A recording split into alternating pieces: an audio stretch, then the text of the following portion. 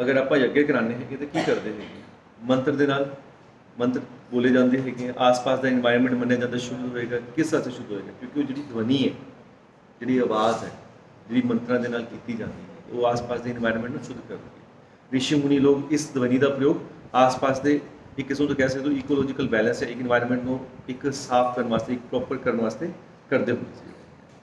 ਫਿਰ ਆਉਂਦਾ ਹੈਗਾ ਅਰਿਸ਼ਟਾ ਬੰਧਨ। ਅਰਿਸ਼ਟ ਦਾ ਮਤਲਬ ਕੀ ਹੈ? ਮੈਨੂੰ ਤੁਸੀਂ ਸੋਚੋ, ਅਰਿਸ਼ਟ ਪੜ੍ਹਿਆ ਤੁਸੀਂ ਲੋਕਾਂ ਨੇ? ਕੀ ਹੁੰਦਾ ਅਰਿਸ਼ਟ? ਜਿਸ ਤਰ੍ਹਾਂ ਵਿਸ਼ ਵਧੇਗਾ ਤਾਂ ਵਿਸ਼ ਵੱਧਦਾ ਜਾਏਗਾ ਤਾਂ ਕੀ ਹੋਏਗਾ? ਉਹ ਅਰਿਸ਼ਟ ਸੂਚਕ ਹੀ ਹੋਏਗਾ।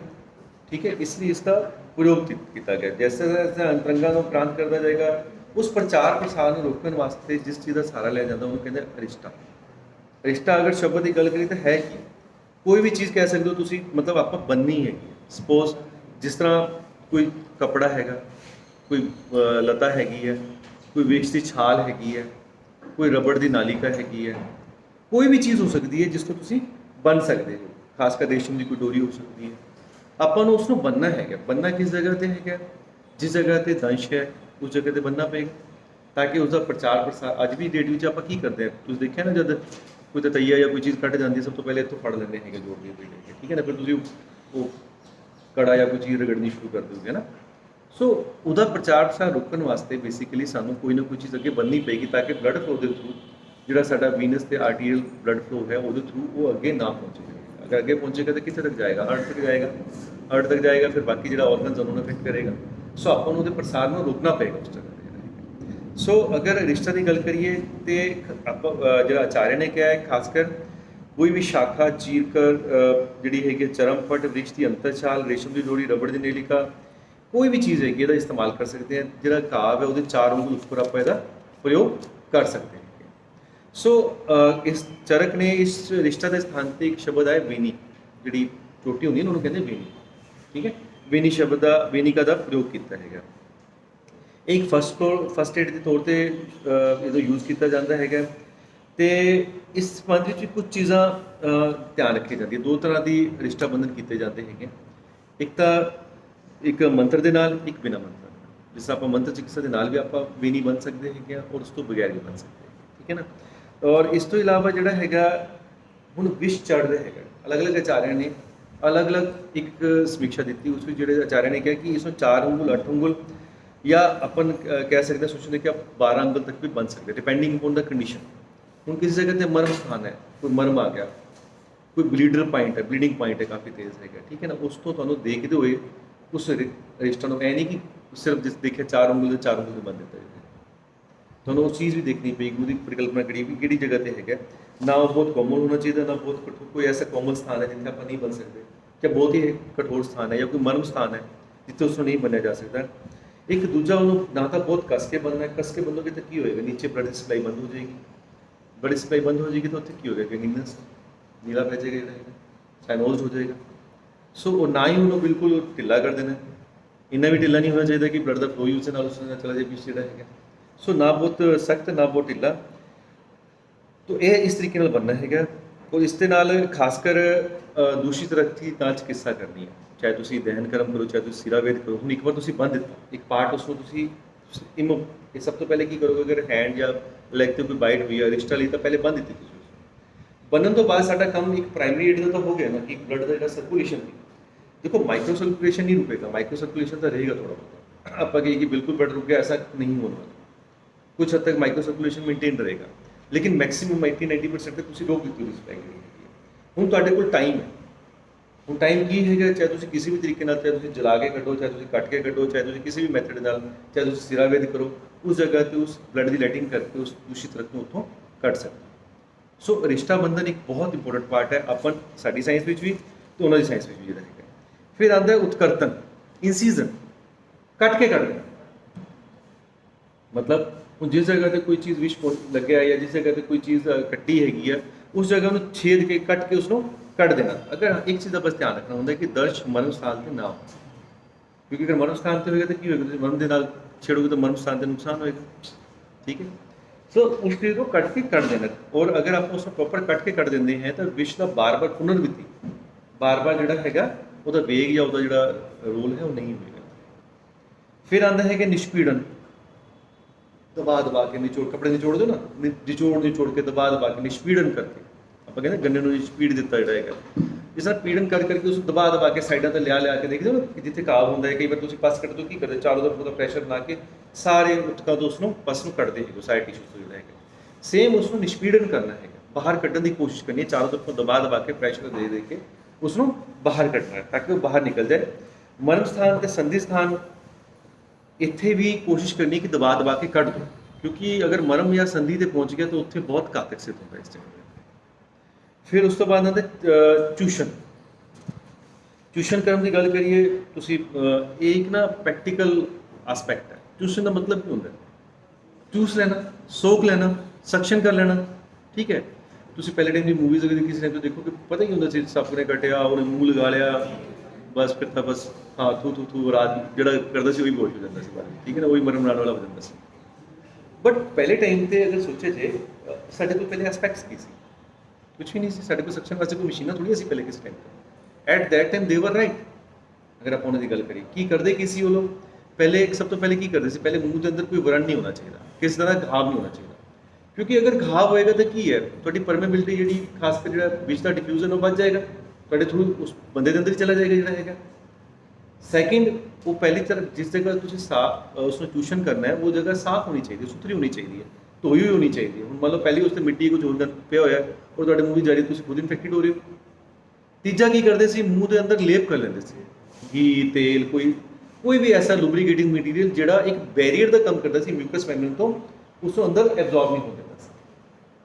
ਉਹਦੇ ਵਿੱਚ ਕੀ ਕਰਦੇ ਸੀ, ਰੇਤ ਹੈ, ਬਾਲੂ ਹੈ, ਠੀਕ ਹੈ, ਇਸ ਤਰ੍ਹਾਂ ਦੀ ਚੀਜ਼ਾਂ, ਜੌਂ ਦਾ ਆਟਾ ਹੈ, ਵਸਤਰ ਹੈ, ਇਹਨਾਂ ਚੀਜ਼ਾਂ ਨੂੰ ਮੂੰਹ 'ਚ ਪਾ ਲੈਂਦੇ ਸੀ।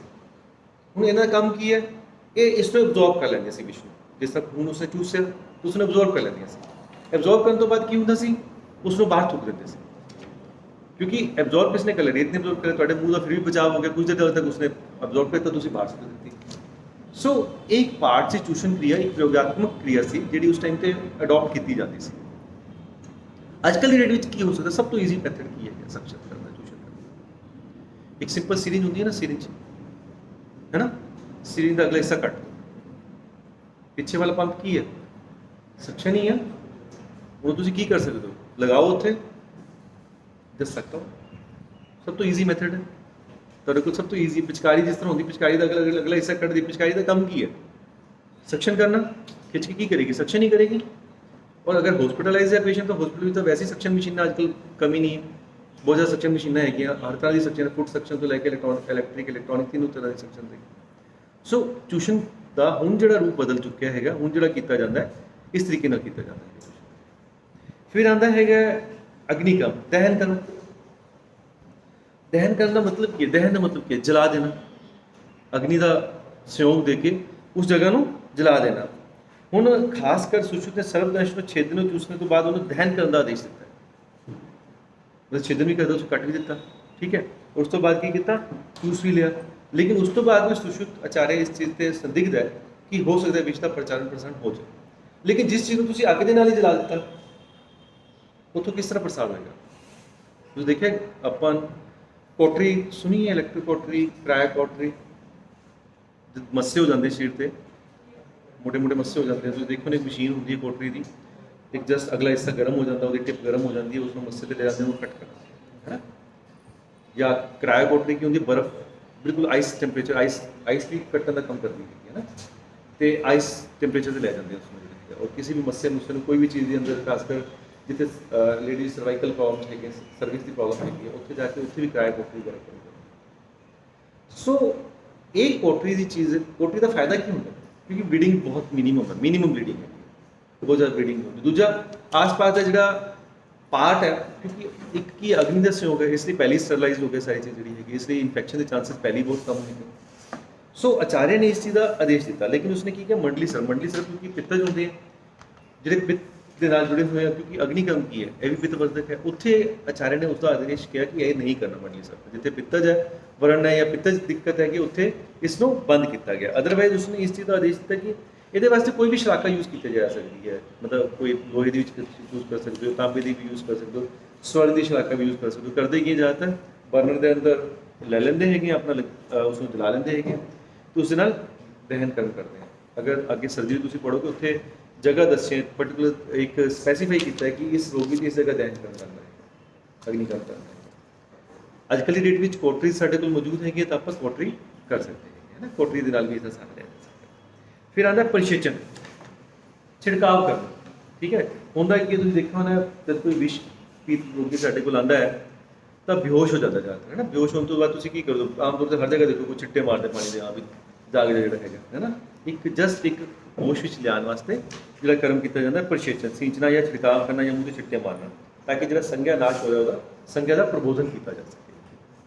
फिर आता है अवगाहन, मतलब this is the cold treatment, मतलब है निमज्जन, स्नान कराना, पानी च उसको पाना, ठीक है। शीतल जल में स्नान कराना, शीतल जल तूरिया रख के सिर पर बन देना जोड़ा है उसे चंगी तरह जोड़ा है पहुँचना, सिर में बर्फ लेके देखो बर्फ की थैली रख देंगे, ठीक है ना।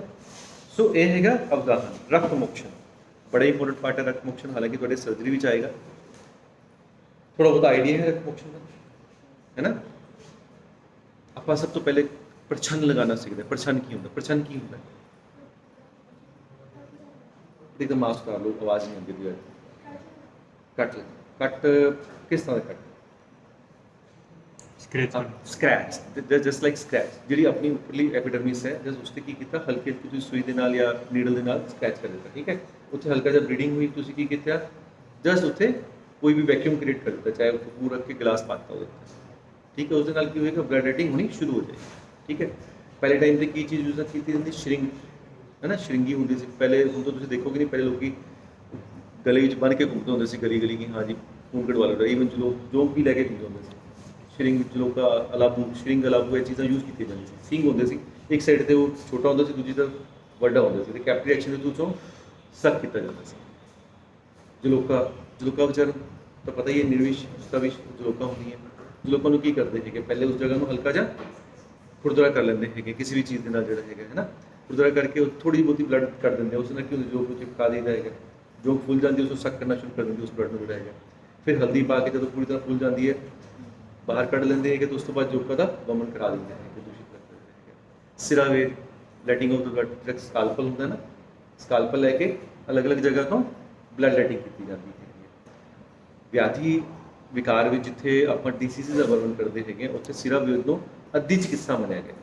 मतलब अगर आप गल करिए सिरावेदिक चिकित्सा की अद्धी चिकित्सा जी मनी चाहिए, हाफ पार्ट ऑफ द चिकित्सा जी है वो सिरावेद वो वास्ते दस्या भी गया कि किस जगह से तुम क्लियर विधि है तो कि जगह सिरावेद करना है, अगर उधर विधि हैगी तो उत्थे कि जगह तुम सिरावेद करना है। इस तरह अगे आप जो वर्णन करांगे वो सिरावेद की भी पार्ट दसेगी भी इस जगह पर इस विश्व में इस सिम्पटम होते इस वेग होते इस लक्षण होते इस जगह सिरावेद करना है।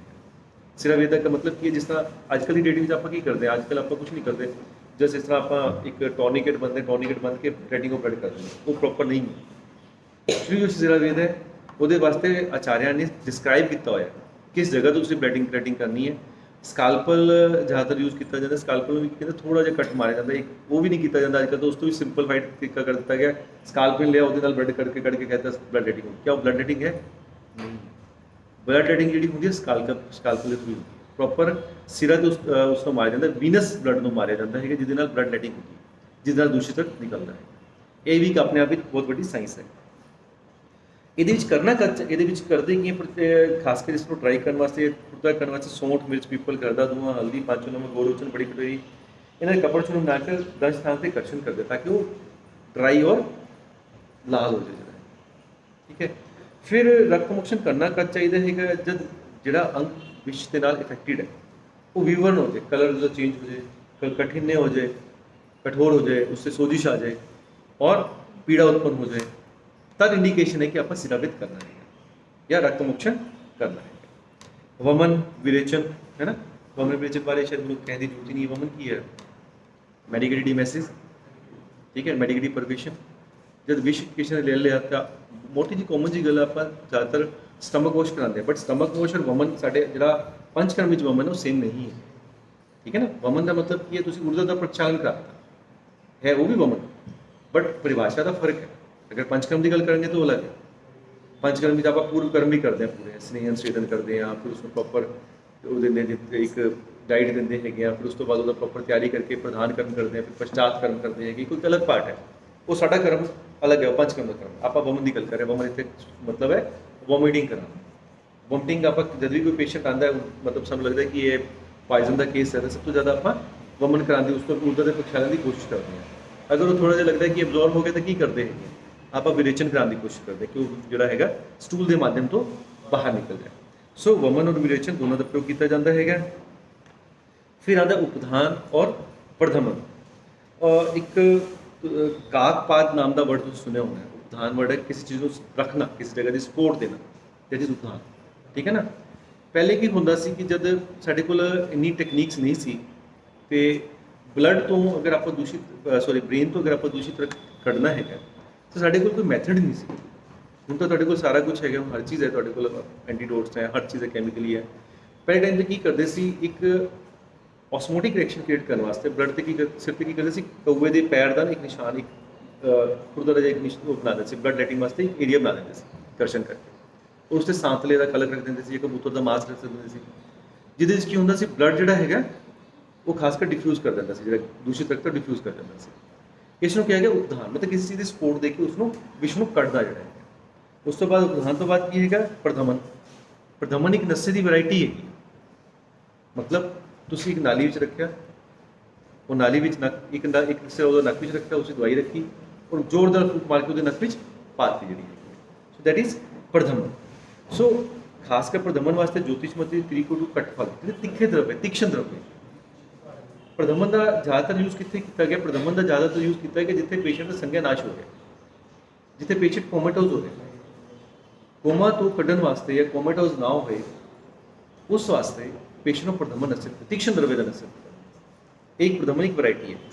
ਫਿਰ ਆਉਂਦਾ ਹੈ ਕਿ ਹਿਰਦੇ ਆਵਰਣ।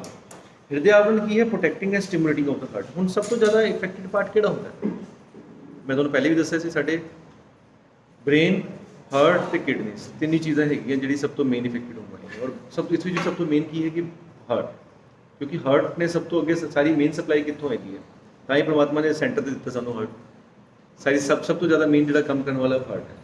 ਸੋ ਇਸ ਦਾ ਰੱਖਿਆ ਕਰਨਾ ਸਭ ਤੋਂ ਇੰਪੋਰਟੈਂਟ ਹੈਗਾ। ਤੁਸੀਂ ਦੇਖੋਗੇ ਜਦ ਵਮਨ ਕਰਮ ਵੀ ਕਰਦੇ ਜਾਂ ਵਿਰੇਚਨ ਕਰਮ ਵੀ ਕਰਦੇ ਤਾਂ ਸਭ ਤੋਂ ਪਹਿਲੇ ਕੀ ਕਹਿੰਦੇ, ਹਿਰਦੇ ਦੀ ਰੱਖਿਆ ਕਰ ਦਿਓ। ਮਤਲਬ ਜ਼ਿਆਦਾਤਰ ਸਭ ਤੋਂ ਪਹਿਲੇ ਆਪਾਂ ਨੂੰ ਹਾਰਟ ਦਾ ਲੈਵਲ, ਉਹਦੇ ਹਾਰਟ ਪੇਸ਼ੈਂਟ ਅਗਰ ਹੈ ਤਾਂ ਸਾਨੂੰ ਉਸ ਚੀਜ਼ ਵਾਸਤੇ ਪਹਿਲੇ ਕਈ ਵਾਰ ਸੋਚਣਾ ਚਾਹੀਦਾ।